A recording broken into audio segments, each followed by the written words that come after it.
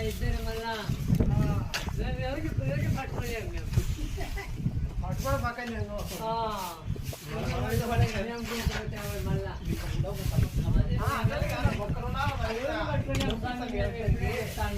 మీ జాగ్రత్తకు వచ్చి అంత తూకం పెట్టాను కాదు